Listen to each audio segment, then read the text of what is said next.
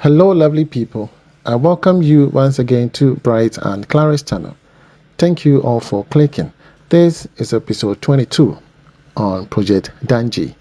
Alright, so Project Dangee is a 4-bedroom house, beautifully designed by Jonathan Tete. If you need the services of Jonathan, please do not hesitate to reach out to him and he will assist you with beautiful designs. There are a lot of designs that Jonathan can come up with. Okay, if you have any concept, you can also fuse that in and together he will come up with a beautiful design for you. Always bear in mind that this is Ghana, this is Africa. The kind of food we eat and everything, the kind of living we have is not the same as that of Europe. So if you're planning to set up your kitchen and all of that and you're going to be eating African food, then you should know how to set up your kitchen, because that will go a long way in affecting the smell and the odor that will be coming into the living area. So if you're having an open concept kitchen, you should know how it is designed so that you don't have smell coming into your room. This is the laundry area. My plumber is so good. He's done everything as per the laundry room. When he's done, he cleaned up everything with a floor drain, okay, and then the drain for the laundry machine, everything done. This is the kitchen towards your left, everything done, and then he needs to clean up everywhere, because usually we query him that when he's done, he doesn't clean up. So this time around, he does all the cleanup, do a little bit of patching so that the masons will come and do the rest. You understand? So after completing the work, he needs to give us a narrative. And that is one thing I love about my team. They will give a video recording explaining exactly what they have done, just so that when the client is also watching, the client can say, okay, this is exactly what I wanted. Oh, I want some changes. Oh, they can screenshot and say, Mr. Brian, I would want you to do some modification for me in a very, polite and a very nice way. You understand? Some people are very rude, I know, and I try to contain them. Very, very rude. But, sometimes it happens. It is what it is. So all the rooms, wherever we need to do changes as per the client preferences, we've done. Like here, we did some few changes. We need to bring the sink outside into that area, so we have to cut the floor and then do some pipe changes here and there. And this is allowed, you understand? Because the early bird catches the worm. Once you able to identify things that you want us to correct, it is easy. It is very easy to do the changes now before we even go further into it. You understand? So assessing the drawing, taking your time and assessing it every day or every other day gives you more of new ideas. You understand? And that for me, it's a goal. Okay, so I admire this client of mine. She's very critical. She liked to take the extra step in checking things, and she has all the rooms, everything in the brain. She can sleep, close the eyes, and tell you exactly where this is. She can tell you this room is here, this is there, without even opening the eyes. I can attest to it. You understand? And that is very good. A lot of people don't even know they are building so much.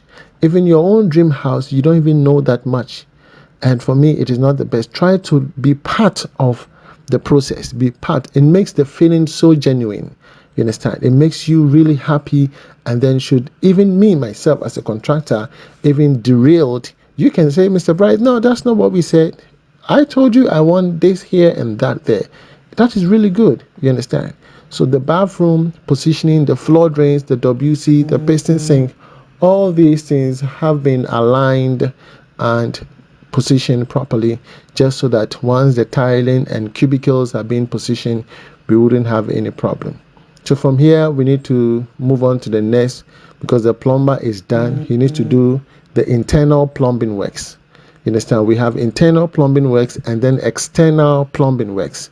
So external plumbing works will be connecting all the supply lines to wherever the polytank may be, connecting the WC to wherever chamber, a biodigester, a septic tank, connecting the wastewater line to any sock hole. You understand? Those are going to be the external plumbing work. And then on the perimeter wall, where you will need to have a tap where you can utilize for washing your car or washing for any other activities, wherever you will need tap for your greenery, for watering your plantation, All these things we need to do on the compound. Okay, those are external plumbing works. External. These are internal plumbing works. Okay, so the vanity, his and hers is going to be here. So beautiful. Okay, everything well positioned. And you have the height for all the pasting sink, 80 centimeters height. You understand? Not more, not less. Standard wise is 80 centimeters. Even kitchen cabinet, if you watch the height of all kitchen cabinet, they are all 80 centimeters. Okay, that is standard across board. Everywhere you go in the whole world, bathroom arrangement, kitchen arrangement are standardized. So when you want to buy a microwave and you buy everything is built, you just bring the microwave and put it in there, it will fit. You understand? So now we're moving on to Mr. Hammond, who is the electrical engineer. He's certified by the Ghana Institute of Electrical Engineers. And so once you contact Mr. Frank Hammond, you are not just employing an electrical engineer. He's an embodiment of construction, ideas, and everything.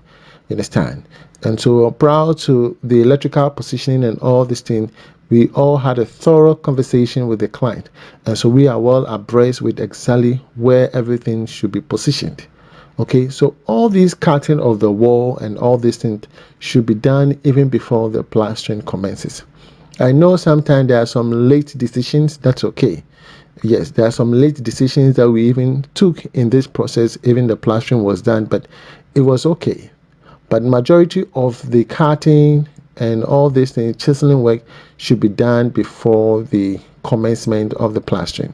So here we are doing electricals. And after the electricals, we're going to be doing air conditioning. Okay, so you need to know what type of air conditioning, whether you're doing a split air conditioning or the centralized air conditioning. Centralized air conditioners are very expensive in this part of our country. You understand? They are very expensive, but if you can cough up the money for it, then that's fine. Okay, because you have to do a ducting system. I mean, in that process, during the time of the build, you need to inform the architect that you're going to do a centralized air condition, and so the height of your building will be increased, and that will affect blocks, labor, materials, and everything. You understand? It will not be magic. You cannot stretch it. You have to buy the materials. Okay, yes. So everything should be discussed with the architect. So the architect designing the drawing and everything will put everything in the drawing. Then we know that there's going to be a ducting, the layout is there, the height of the block work is also mentioned. So we are going to prepare estimate according to the drawing. We cannot do anything outside the drawing. You understand? So here we are employing the 110-220 system, the American 110 system and the British 220. Okay, just so that whenever she has any appliances from the States, she'll be able to utilize them. You understand? So she has it in a vantage location. So electrical layout in terms of your bedroom, where your switch should be when you walk into the room, and your bed light when you're sleeping on the bed. Must you get up again, come turn off the light and go back to your bed? No. Right from the bed, you should be able to turn off the fan, turn off the light, do whatever you have to do, even without getting up from the bed. Those are called control switches. You understand? Control switches. If you're climbing the staircase from the down all the way to the top and you turn on the light from the downstairs, when you get upstairs, you should be able to turn off the light. You don't have to come all the way to the downstairs, turn off the light and walk through the darkness and go upstairs. That is absolutely crazy. You understand? So control switches should be done. And that is why you need to employ a certified electrician to do the job for you. A certified electrician is coming with expertise and knowing that they are going to use quality cables.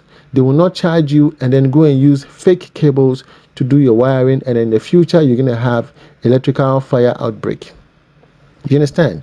So you need to check all of this. Don't compromise on quality for anything cheap. Quality is inevitable for me. Don't compromise, because the cost of you maintaining or repairing is more 3 times than you paying a little bit more for you to get exactly what you want. You understand? So once you have a fire outbreak, imagine you putting your entire family in danger. Okay, now you have to take money 3 times what you would have paid for the electrician or whoever is working to do the job, to do maintenance. That is crazy. You understand? So people All you need to do is negotiate. When you find a good contractor, when you find a good artisan who is specialized with his craft, not just anybody who want to extort money from you. No, that's not what I'm talking about. When you know, after investigation, after all your inspections and what have you, you know that, hey, this guy, I like his expertise, I like his workmanship, I like his output, I like his quality, but you're thinking about his price, try and negotiate, bargain with him, so that both of you will come to understanding. And that way, you know that quality is what you're getting. You understand? For me, that is the key. That is the key. So, right, you can see that whilst the electrical piping work is going on, plastering, on the other hand, is also taking place. You understand? And so we wanted to make sure we are going hand in hand. We have a timeline for our clients, so we want to make sure that we are able to meet their timeline. Okay, yes. For me, even this, people can even stay in here. Yeah, but we want to make it more accommodative for our client, so that at least when they are home, they can come and enjoy the space for a while and go back and then come back again, enjoy the space.